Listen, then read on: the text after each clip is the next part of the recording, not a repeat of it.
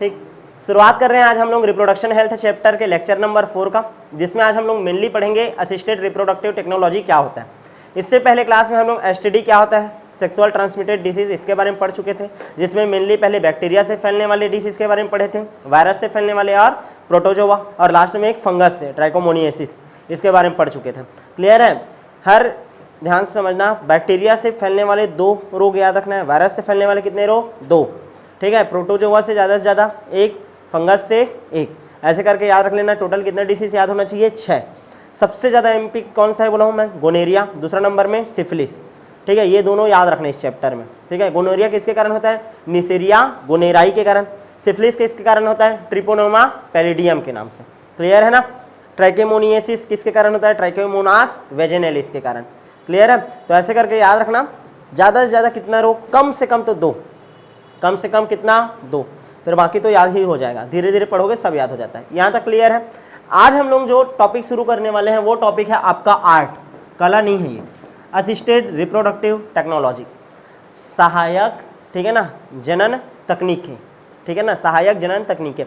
असल में क्या है, ध्यान से समझना, समाज में 2 प्रकार के वर्ग हैं, एक फर्टाइल और एक इनफर्टाइल। तुम लोग आदि पुरुष मूवी आदि पुरुष बोल रहा हूँ, सॉरी, क्या था, कल्कि, ठीक है ना, कल्कि देखे हो, उसमें फर्टाइल को अलग रखते थे, इनफर्टाइल को अलग रखते थे। यानी धीरे धीरे जमाना ऐसा चेंजेस होते जा रहा है कि फर्टाइल ना होकर के समाज में किन लोगों का संख्या ज़्यादा होते जा रहा है, इनफर्टाइल, बंध्य लोगों का। देखो 2 टाइप के लोग होंगे, असल में 2 तरीके से लोग होते हैं। एक तो होता है इनफर्टाइल, फर्टाइल, और एक होता है स्टेराइल, एक होता है क्या, स्टेराइल। दोनों में अंतर समझो। इनफर्टाइल जिसका इलाज संभव है और इलाज यदि हो जाए तो इनका संतान उत्पत्ति हो सकता है, और स्टेराइल जो बांझ होते हैं, जिनका कभी भी संतान उत्पन्न नहीं हो सकता। क्लियर है? जिनका कभी भी संतान उत्पन्न नहीं हो सकता उसको बोलते हैं स्टेराइल। क्या बोलते हैं? स्टेराइल। और इनफर्टाइल जिसका इलाज करेंगे तो वो क्या हो सकता है, संतति उत्पन्न कर सकता है। तो दोनों कॉमन वर्ड है, एक तो पहले याद रखना है क्या, इनफर्टाइल, और दूसरा क्या याद रखना है, स्टेराइल। क्लियर है? हम लोग जो पूरा ये चैप्टर में पढ़ रहे हैं अभी किसके बारे में पढ़ेंगे, इनफर्टाइल के बारे में। किसके बारे में पढ़ेंगे, इनफर्टाइल। सबसे पहले टॉपिक हेडिंग डालो, इनफर्टिलिटी किसे कहते हैं या बंध्यता किसे कहते हैं, इनफर्टिलिटी या बंध्यता किसको बोलते हैं, इनफर्टिलिटी या बंध्यता किसको बोलते हैं। एनसीईआरटी के अकॉर्डिंग, ठीक है ना, जब नर और मादा, ठीक है, 2 वर्ष तक, ठीक है, विथआउट एनी, ध्यान से समझना, विथआउट एनी प्रोडक्शन, यदि कॉपुलेशन करे उसके बाद भी यदि संतति उत्पन्न ना हो, ठीक है ना, यदि 2 या 2 से अधिक वर्ष तक, ठीक है ना, 2 या 2 से अधिक वर्ष तक जो जोड़े हैं, ठीक है, जो जोड़े हैं वो क्या करें, प्राकृतिक रूप से सहवास करें, फिर भी यदि संतान उत्पन्न नहीं होता तो ऐसे जोड़ों को क्या बोला जाता है, इनफर्टाइल कपल। क्या बोला जाता है, इनफर्टाइल कपल। यहाँ तक क्लियर है कि नहीं? इनफर्टिलिटी किसे कहते हैं, ठीक है, कम से कम कितना, असुरक्षित सहवास कितना, 2 साल, कितना, 2 साल। समझ आ गया कि नहीं? असुरक्षित सहवास बोल रहा हूँ, सुरक्षित में तो वही आ जाएगा तुम्हारा, कौन सा वाला, कॉन्ट्रासेप्टिव मेथड यूज किए वो वाला, ताकि गर्भधारण ना हो।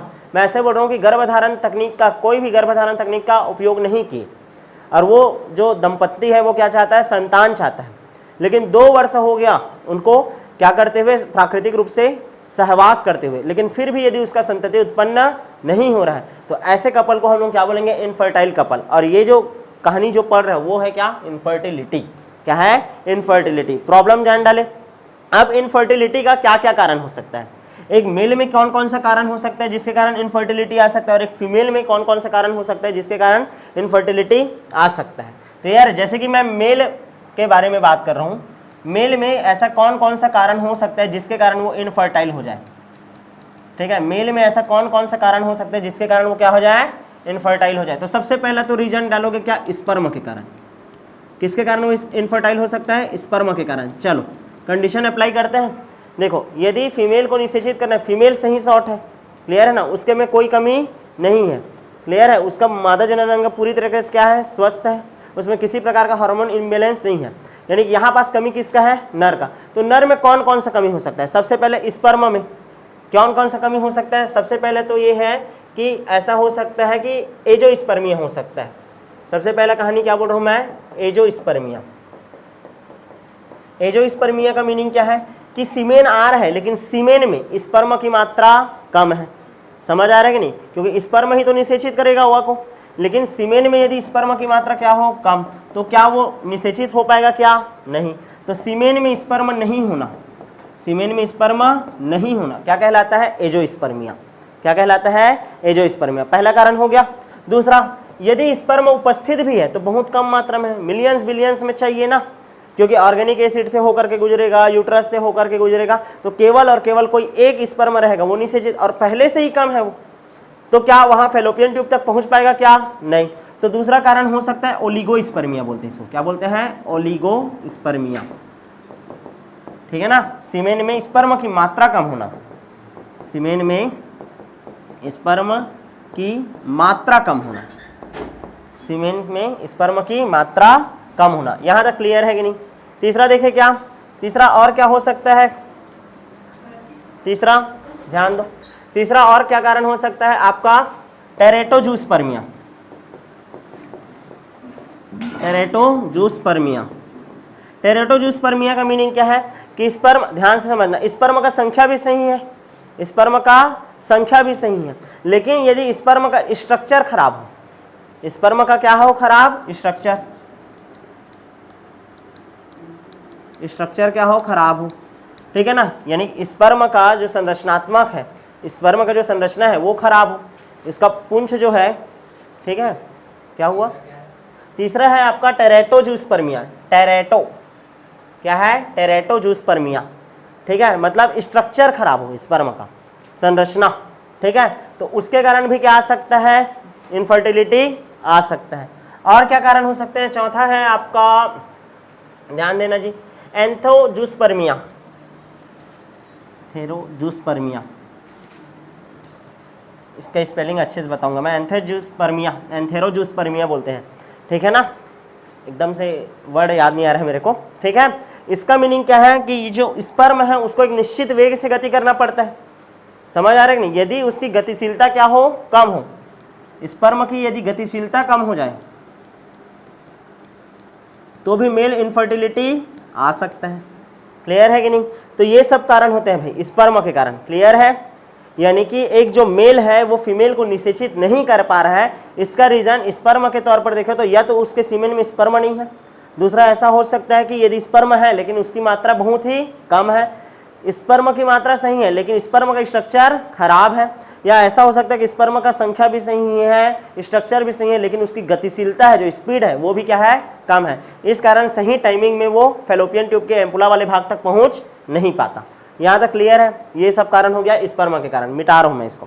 क्लियर है। दूसरा क्या कारण हो सकता है, क्लाइनफेल्टर सिंड्रोम से पीड़ित हो, जेनेटिक डिसऑर्डर है भाई, क्लाइनफेल्टर सिंड्रोम हो, इसके कारण भी हो सकता है क्लाइनफेल्टर सिंड्रोम। इरेक्टाइल डिसफंक्शन हो, इरेक्टाइल डिसफंक्शन मतलब ध्यान समझना, डिसफंक्शन, इरेक्टाइल डिसफंक्शन मतलब, ठीक है, पेनिस का प्रॉपर इरेक्शन होना चाहिए ताकि वो वेजाइनल ट्रैक में क्या कर सके, एंट्री कर सके, लेकिन जो इरेक्टाइल डिसफंक्शन हो गया मतलब पेनिस का सही से क्या नहीं हो पा रहा है, इरेक्शन नहीं हो पा रहा है, तो क्या सीमेन अंदर जा पाएगा क्या फीमेल के जेनिटल ट्रैक में, नहीं। ठीक है, तो इरेक्टाइल डिसफंक्शन के कारण भी इनफर्टिलिटी हो सकता है। 3 हो गया। चौथा एल्कोहलिज्म, एल्कोहल का यदि बहुत ज़्यादा मात्रा में सेवन किया जा रहा है, कोई भी नशा का सेवन किया जा रहा है, तो इसके कारण भी क्या हो सकता है, आपका इनफर्टिलिटी आ सकता है। यहाँ तक क्लियर है। कितना रीजन लिख डाला मैं, 4। और क्या लिख सकते हो, 5वां रीजन FSH हार्मोन, और वह कौन सा हार्मोन, LH हार्मोन, दोनों को कौन सा हार्मोन बोलते हैं, गोनेडोट्रोफिक रिलीजिंग हार्मोन, इसकी क्या हो जाए, कमी हो जाए, कि मात्रा में क्या हो जाए, कमी। तो इन सब के कारण भी, इन सब के कारण भी मेल में क्या आ सकता है, इनफर्टिलिटी आ सकता है, मेल में क्या आ सकता है, इनफर्टिलिटी आ सकता है। यहाँ तक क्लियर है कि नहीं, समझ आ गया।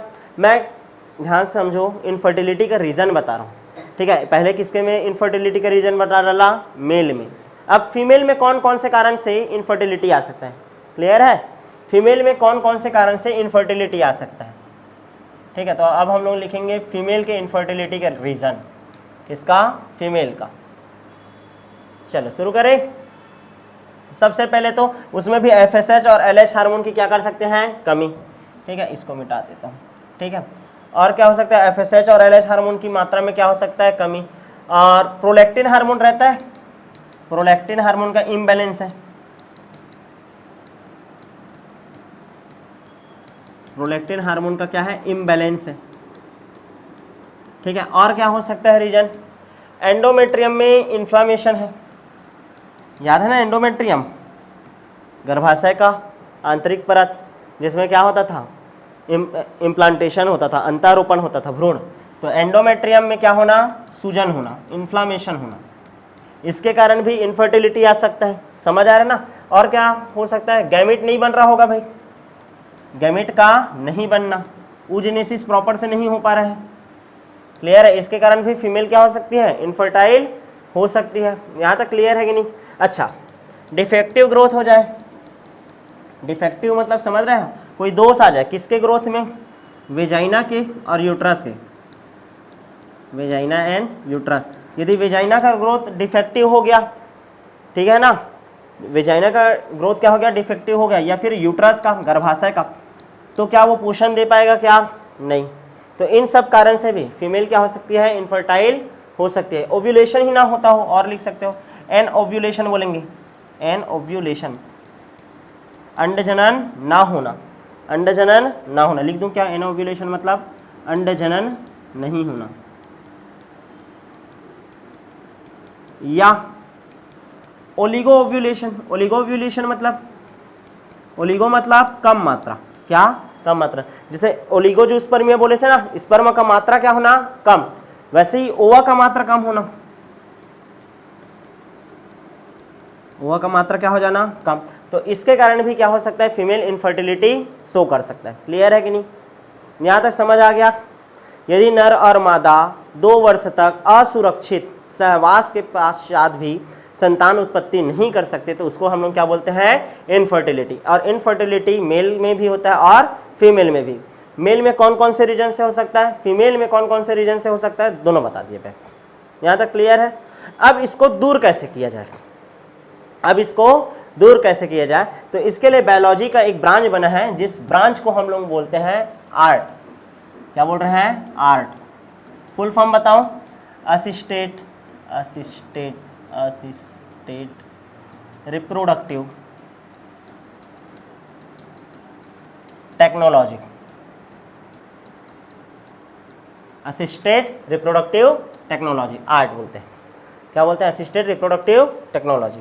यहाँ तक क्लियर है। ये कितने भागों में डिवाइड है, 2 भागों में। एक होता है इन विट्रो फर्टिलाइजेशन, एक है क्या आपका इन विट्रो फर्टिलाइजेशन, और एक होता है आपका इन विवो फर्टिलाइजेशन। ठीक है, मैं पहले इन विट्रो फर्टिलाइजेशन लिखता हूँ, इन विट्रो फर्टिलाइजेशन, और इसको क्या बोल रहा हूँ, एक साइड को इन विवो फर्टिलाइजेशन। एक होता है इन विट्रो फर्टिलाइजेशन और एक होता है क्या आपका इन विवो फर्टिलाइजेशन। क्लियर है। सबसे पहले हम लोग बात करते हैं किसके बारे में, इन विट्रो फर्टिलाइजेशन क्या होता है। इन विट्रो फर्टिलाइजेशन में याद रखना है, एम्ब्रियो का ट्रांसफर होता है। किसका ट्रांसफर होता है, एम्ब्रियो का, भ्रूण का ट्रांसफर होता है। किसका ट्रांसफर होता है, एम्ब्रियो का ट्रांसफर होता है। ठीक है, इसके अंतर्गत ध्यान से समझना 2 चीजें आती हैं भाई। ठीक है ना, एक तो आता है आपका टेस्ट ट्यूब बेबी, क्या पढ़ा जाता है, टेस्ट ट्यूब बेबी, और एक पढ़ा जाता है intracytoplasmic sperm injection, intracytoplasmic sperm injection, intracytoplasmic sperm injection. 2 topic पढ़ा जाता है। टेस्ट ट्यूब बेबी में भी 2 टॉपिक पढ़ा जाता है। एक पढ़ा जाता है gift, zygote intrafallopian transfer, zygote बोला हूँ, क्या बोला हूँ, जायगोट।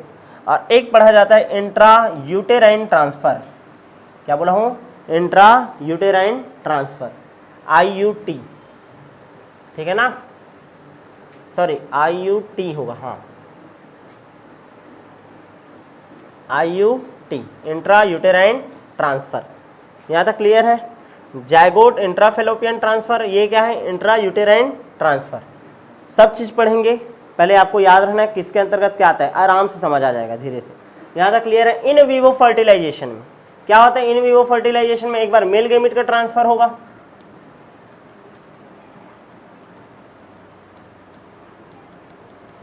मेल गैमेट का ट्रांसफर होता है, या तो किसका ट्रांसफर होता है, फीमेल गैमेट का।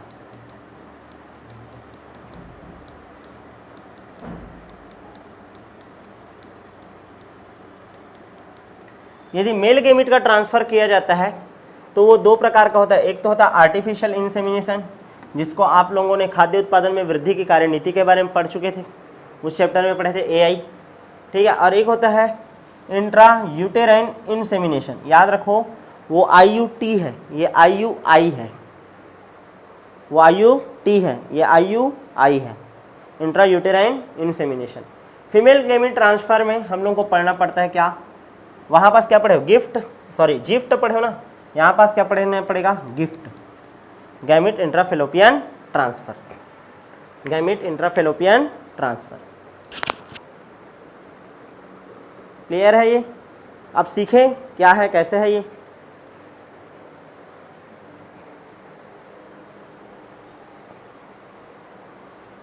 ठीक हो गया, लिख लिए क्या।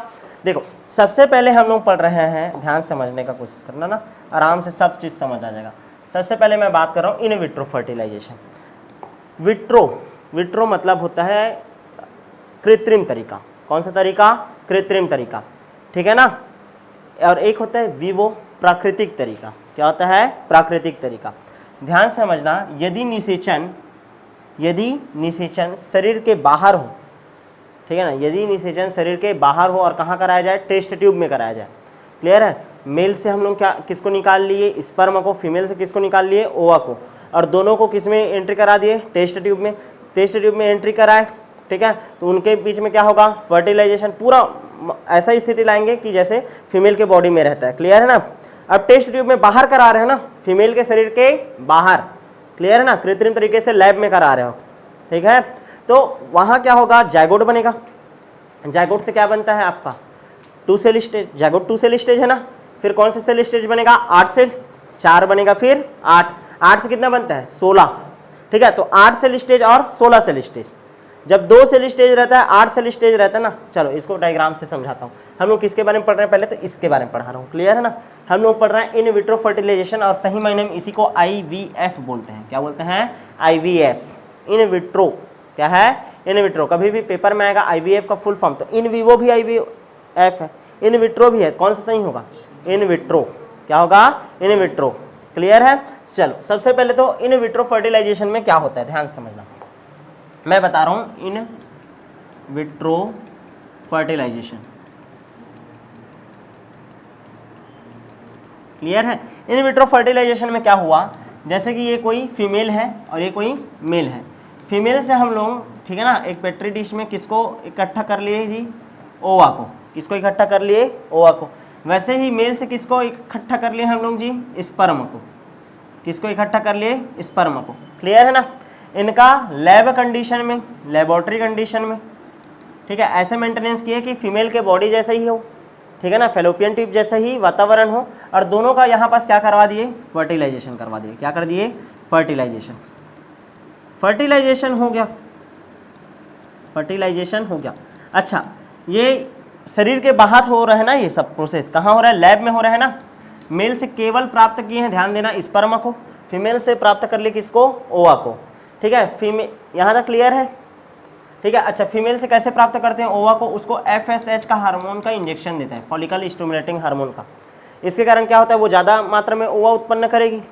क्लियर है ना। FSH like hormone, food production and enhancement पढ़ाया था एक बार, ठीक है। ज़्यादा ओवा उत्पादन करने के लिए फॉलिकल स्टिमुलेटिंग हार्मोन का क्या कर दिया जाता है, इंजेक्शन दे दिया जाए, सुपर ओव्यूलेशन हो जाता था। याद आया।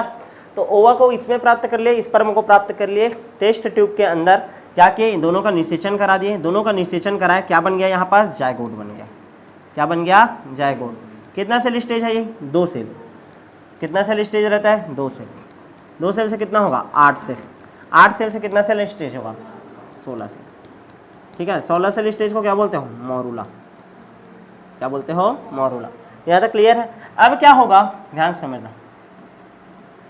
ये फीमेल का जेनिटल ट्रैक है, क्लियर है, ये देखो, ठीक, बन गया।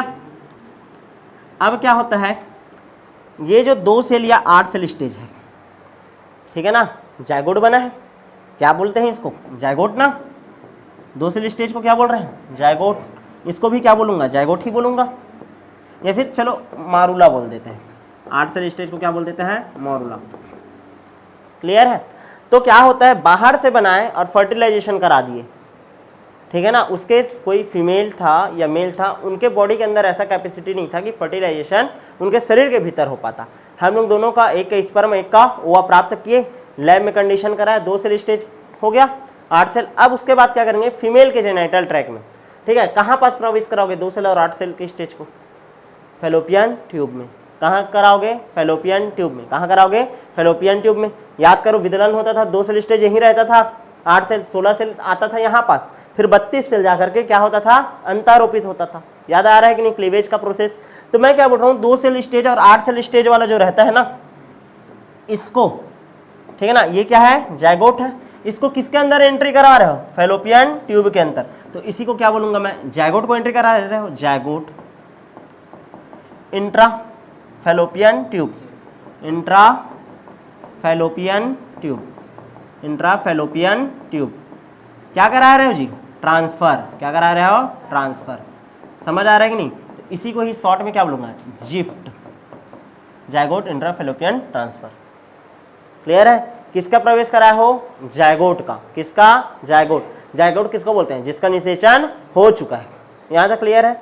अब इसके बाद ध्यान देना ना, 16 सेल स्टेज वाला है, उसको यहाँ ट्रांसफर करा सकते हो क्या, नहीं, वो अपेक्षाकृत बड़ा है ना, यहाँ पास आ सकता है क्या, वो नहीं, तो उसको कहाँ ट्रांसफर कराओगे, यूट्रस में, कहाँ कराओगे, यूट्रस में, तो इसको बोलेंगे इंट्रा यूटेराइन ट्रांसफर, क्या बोलोगे, इंट्रा यूटेराइन ट्रांसफर, लिख लो, इंट्रा यूटेराइन ट्रांसफर, क्या बोला मैं, इंट्रा यूटेराइन ट्रांसफर, समझ आया कि नहीं। तो टेस्ट ट्यूब बेबी में कौन कौन सा चीजें शामिल है, पहला है क्या, जिफ्ट, और दूसरा क्या शामिल है आपका, आईयूटी, क्या शामिल है, आईयूटी, क्लियर है, क्या शामिल है, आईयूटी, डायग्राम से क्लियर हो गया होगा, क्लियर है। एक मेल है एक फीमेल है, मेल से क्या को प्राप्त कर लिए, स्पर्म को, फीमेल से किसको निकाल लिए, ओवा को, दोनों को लैब कंडीशन में ले गए, लेबोरेटरी में उनका क्या कराया, निषेचन कराया, और कौन से सेल का 2 सेल स्टेज आया या 8 सेल, 2 सेल और 8 सेल स्टेज को मान लो हम लोग किसमें एंटर कराएं, फैलोपियन ट्यूब में, तो क्या बोलूंगा मैं उसको, जिफ्ट, क्या बोलूंगा, जिफ्ट। और 16 सेल स्टेज हो गया, उसको मान लो किसमें एंट्री करवाना पड़ेगा मेरे को, यूट्रस में, तो उसको क्या बोलूंगा मैं, इंट्रा यूटेराइन ट्रांसफर, आईयूटी, क्या बोलूंगा, आईयूटी, यहाँ तक क्लियर है।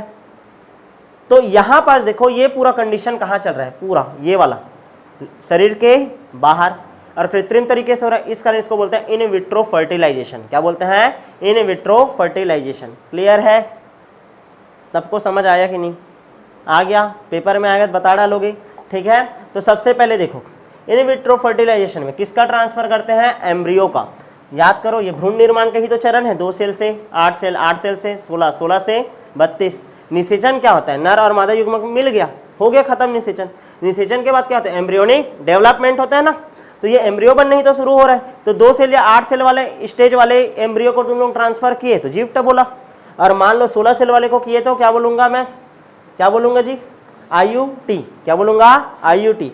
अब ध्यान दो, यहां तक का कहानी क्लियर है।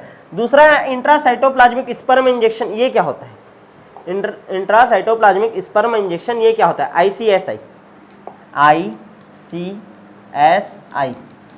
इंट्रा साइटोप्लाज्मिक स्पर्म इंजेक्शन, ये भी एक एडवांस तकनीक है, क्लियर है ना। ये मान लो, ध्यान से समझना, ये क्या है, ओवा है, क्या है, ओवा, ठीक है, ये ओवा है, ठीक है ना, ओवा का ये क्या है, साइटोप्लाज्म है, क्या है, साइटोप्लाज्म। अब ये जो स्पर्म है, ध्यान समझना, इसको भी मैं बाहर कंडीशन में ला लिया, स्पर्म को भी ऐसे बाहर कंडीशन में ला लिया। अब स्पर्म को मैं मान लो इसमें डाल रहा हूँ, तो स्पर्म को खुद निषेचित करना चाहिए ना, इतना कैपेसिटी होना चाहिए, लेकिन मैं क्या बोल रहा हूँ कि ये जो स्पर्म है ना, इसका जो स्ट्रक्चर है वो खराब है। स्ट्रक्चर क्या है? खराब। तो इसको निषेचित कर पाएगा क्या? नहीं। निषेचित कर पाएगा क्या? नहीं। लेकिन हाँ, नहीं, मेरे को मेरे बच्चा चाहिए वाला कहानी है इसमें, समझ आ रहा है? मैं करोड़ों रुपये तुमको दे सकता हूँ, समझ आ रहा है ना? ऐसा वाला कहानी, डिमांड रख दिया तो क्या होगा, जो फीमेल रहेगा उसका ओवा को निकालेंगे, और मेल रहेगा, मेल का स्पर्म का स्ट्रक्चर खराब है, वो तो निषेचित नहीं कर सकता। हमको ध्यान से समझना, स्पर्म में सबसे ज्यादा एमपी चीज क्या है? केंद्रक। क्या चीज जरूरी है? केंद्रक, न्यूक्लियस एंड, याद आया? ठीक है, ये स्पर्म का स्ट्रक्चर, ये हेड, फिर ये क्या है? नेक, फिर ये क्या है? मिडिल पीस, और ये क्या है? टेल। तो यहाँ पास ये जो हेड है, यहाँ पास क्या लगा है? एक्रोसोम। यहाँ पास क्या था? न्यूक्लियस। क्या था? न्यूक्लियस। केंद्रक था। ये जो केंद्रक है, इस केंद्रक को हम लोग क्या करेंगे? निकाल लेंगे। किसमें? इंजेक्शन। इसमें निकाल लेंगे, इंजेक्शन में। यहाँ तक क्लियर है? निकाल लिए। और निकालने के बाद, ठीक है ना, निकालने के बाद इसको हम लोग क्या करेंगे जी? ध्यान दो, इसको हम लोग लगा देंगे इसके अंदर। तो साइटोप्लाज्मा के अंदर स्पर्म का क्या लगा दिए? इंजेक्शन। तो इंट्रासाइटोप्लाज्मिक स्पर्म इंजेक्शन। अब ये चला जाएगा यहाँ, और इसके केंद्रक के साथ क्या करेगा? क्रिया। फिर से एम्फीमिक्सिस, सिनगेमी, एम्फीमिक्सिस, प्लाज्मोगेमी, वो सब कहानी है। यहाँ तक क्लियर है कि नहीं? क्लियर है? यदि स्पर्म जा ही नहीं सकता, एंट्री ही नहीं कर सकता, तो स्पर्म को क्या निकाल देते हैं? केंद्रक। और केंद्रक को इंजेक्शन की सहायता से फीमेल के जो ओवा है, ओवा के साइटोप्लाज्मा में क्या कराते हैं? प्रवेश। उसको बोलते हैं ICSI। क्या बोलते हैं? ICSI, intracytoplasmic स्पर्मा injection. Intracytoplasmic स्पर्मा injection. तो ये कंप्लीट है कि नहीं? अच्छा, दोनों टेक्निक देखो, फीमेल के शरीर के बाहर हो रहा है, फीमेल के शरीर के बाहर। चाहे हम लोग जिप्ट करवाएं, जिप्ट के लिए भी वही टेस्ट ट्यूब बेबी बनाए थे ना, पूरा क्लियर है? अच्छा, फर्स्ट टेस्ट ट्यूब बेबी का नाम क्या था? दुर्गा नाम रखे थे। क्या नाम रखे थे? दुर्गा, भूलना नहीं। क्या नाम रखा गया है? Durga. First test tube baby का नाम क्या था? दुर्गा। यहाँ तक क्लियर है? जिप्ट पढ़ लिए, इसमें क्या पढ़ लिए? Intra uterine transfer. उसके बाद यहाँ पास क्या पढ़ लिए? एम्ब्रियो ट्रांसफर में ICSI। एक तो और क्या पढ़ लिए? ICSI। ये खत्म। अब इन विवो फर्टिलाइजेशन में क्या होता है? इन विवो फर्टिलाइजेशन में क्या होता है? प्राकृतिक तरीके से निषेचन हो, शरीर के अंदर में ही होगा ये। इन विवो फर्टिलाइजेशन का कहानी ये है, ध्यान से समझो। ये मान लो, ध्यान से समझना ना, ये फीमेल का शरीर है, ये फीमेल का रिप्रोडक्टिव ट्रैक है, ध्यान से समझना, रिप्रोडक्टिव ट्रैक है ये, ठीक है। यहाँ पास क्या है? ओवरी है। यहाँ तक क्लियर है सबको? ठीक है। अब मैं क्या बोल रहा हूँ, पहले तो मेल गेमिट जो है, ठीक है ना, नर है, ध्यान से समझना, नर है, उसका स्पर्म सही है, सीमेन सही है। लेकिन जो स्पर्म है या सीमेन है, ठीक है, वो प्रॉपर तरीके से कहाँ तक नहीं पहुँच पा रहा है? एम्पुला तक। कहाँ तक नहीं पहुँच पा रहा है? एम्पुला तक। तो पहला तरीका है आर्टिफिशियल इंसेमिनेशन। क्या होता है? Artificial insemination. नर जो है, ध्यान से समझना, यदि अपने सीमेन को फीमेल के बॉडी में, ठीक है ना, इजेक्ट नहीं कर पा रहा है, क्लियर है, तो पहला ध्यान समझना, मेल गेमिट को हम लोग को क्या करना है? ट्रांसफर करना है। क्या करना है? ट्रांसफर करना है। किसका ट्रांसफर करना है? मेल गेमिट का, फीमेल के बॉडी में। सबसे पहला तरीका है AI करो, आर्टिफिशियल इंसेमिनेशन। मेल रहेगा, मेल के सीमेन को कलेक्ट करेंगे और उसको, ठीक है ना, AI गन की सहायता से फीमेल के जेनिटल ट्रैक्ट में क्या करवा देते हैं? प्रवेश करा देते हैं। कहाँ तक प्रवेश कराते हैं? वेजाइना या मिड ऑफ सर्विक्स हम छोड़ते हैं। कहाँ छोड़ते हैं? मिड ऑफ सर्विक्स, भूलना नहीं। AI कहाँ तक करते हैं? मिड ऑफ सर्विक्स, क्लियर है? सबसे पहले वेजाइना, वेजाइना के बाद सर्विक्स, सर्विक्स का बीच वाला भाग, मिड ऑफ सर्विक्स में क्या करते हैं? AI गन को ले जाते हैं और वहाँ पास किसको छोड़ देते हैं? स्पर्म को, क्लियर है? अब आगे जाएगा, ओवा के साथ निषेचन होगा, सब चीज़ सही शॉर्ट है, बच्चा हो जाएगा। पहला एक तरीका ये हो गया। दूसरा प्राकृतिक तरीके से हो रहा है, शरीर के बाहर हो रहा है ना, शरीर के अंदर हो रहा है। बाहर में बन रहा है क्या अभी? भ्रूण नहीं, शरीर के अंदर ही बनेगा, क्लियर है? दूसरा होता है intra uterine insemination. Intra uterine insemination, ये क्या होता है? IUI बोला हूं ना मैं, पहला IUT था, ये क्या है? IUI, intra uterine insemination. जो मिड ऑफ सर्विक्स में स्पर्म को ले जाकर के छोड़ते थे ना, नहीं भैया, थोड़ा सा और आगे ले जाओ। क्यों?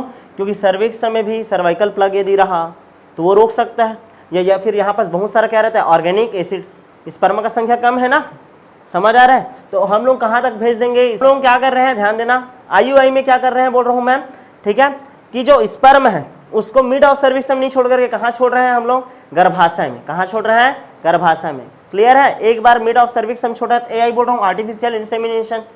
क्लियर है? और IUI में क्या हो रहा है, कहाँ पास छोड़ते हैं, प्रशिक्षित डॉक्टरों के द्वारा उसको कहाँ छोड़ा जाता है, यूट्रस में। कहाँ, यूट्रस में। तो इंट्रा यूटेराइन इंसेमिनेशन। क्लियर है? दूसरा देखो, ठीक है, पहुंच गया, इधर से ओवा आएगा, मेल गया है, मेल गेमेट, निषेचन होगा, बच्चा बन जाएगा, कोई दिक्कत नहीं। दूसरा कंडीशन ऐसा है कि ये तो मेल का, ध्यान समझना, फीमेल का बॉडी सही था, मेल का कहानी था ना, मेल स्पर्म को एंट्री नहीं करा पा रहा था। फीमेल में क्या दिक्कत आ सकता है, फीमेल में यदि ओवा ही ना बन रहा हो, फीमेल में यदि ओवा ना बन रहा हो, ओवा ही नहीं है, फीमेल में यदि ओवा नहीं बन रहा है, तो हम लोग क्या करेंगे, बाहर से ओवा लाएंगे। क्लियर है ना? या फिर ऐसा करेंगे कि इसको इंजेक्शन दे करके बहुत सारा सुपर ओव्यूलेशन करा सकते हैं और उसको बाहर से क्या कर सकते हैं, क्या बोलते हैं, लेबोरेटरी कंडीशन में इकट्ठा करके रख सकते हैं। अब ये जो ध्यान समझना, बाहर से जो हम लोग गेमिट है, फीमेल गेमिट बोल रहा हूँ मैं, इस गेमिट को, इसको फीमेल गेमिट को किसके अंदर प्रवेश कराएंगे, फैलोपियन ट्यूब के अंदर। किसके अंदर, फैलोपियन ट्यूब। तो अब यहाँ पर देखो गैमेट को करवा रहे हो, उस टाइम में किसको करवाते थे, जायगोट को। निषेचन हो चुका रहता है उसको करवाते थे ना, लेकिन यहाँ पर निषेचन से पहले क्या रहता है, गैमेट रहता है, मादा युग्मक। उस मादा युग्मक को प्रवेश करा रहे हो, किसको प्रवेश करा रहे हो, मादा युग्मक को। तो gamete intrafallopian transfer, gamete intrafallopian transfer, GIFT बोलते हैं। क्या बोलते हैं इसको, गिफ्ट। वो क्या था, जिफ्ट। ये क्या है, गिफ्ट। तो गिफ्ट आता है इन विवो में और इन विट्रो में आता है जिफ्ट। क्लियर है?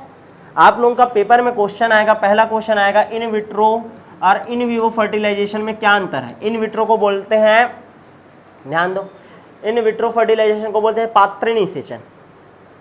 पात्रे, पात्र में कराया गया, ठीक है ना, टेस्ट ट्यूब में, पात्र निषेचन, इन विट्रो फर्टिलाइजेशन। और एक आता है इन विवो फर्टिलाइजेशन में अंतर, दोनों में अंतर आता है। दूसरा आता है अंतर जिफ्ट और गिफ्ट में क्या अंतर है।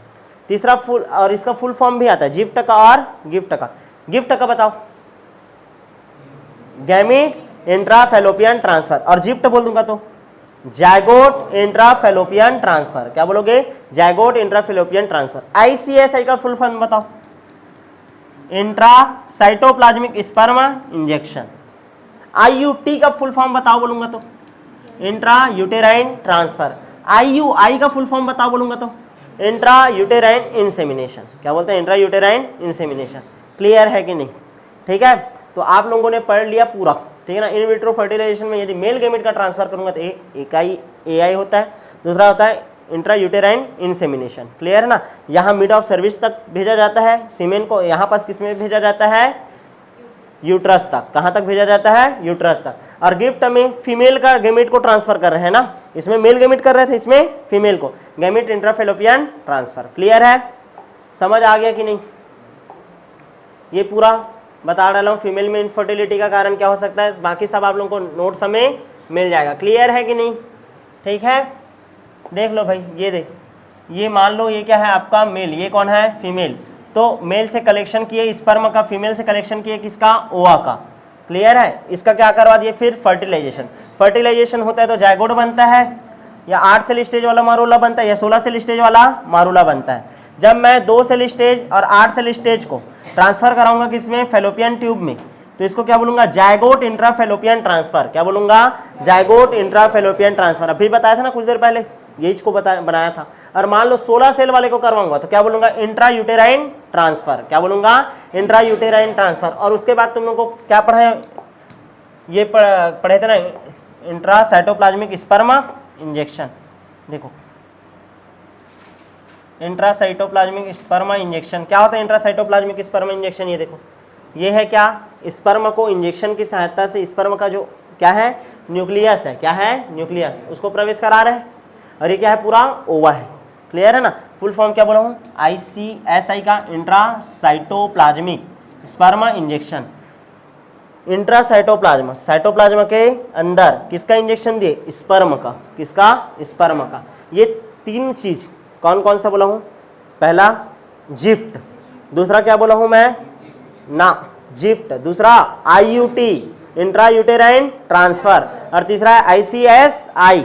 ये तीन चीज आता है इन विट्रो में। किसमें आता है, इन विट्रो में। फ्लो चार्ट याद रखना ना, नहीं कंफ्यूज आ जाओगे। और कितना चीज आता है तुम्हारा फिर इन विवो में, इन विवो में आता है सबसे पहले क्या आता है बोला हूं मैं, गिफ्ट, और एक आता है क्या, AI, और उसके बाद क्या आता है IUI intra uterine insemination. Clear है कि नहीं।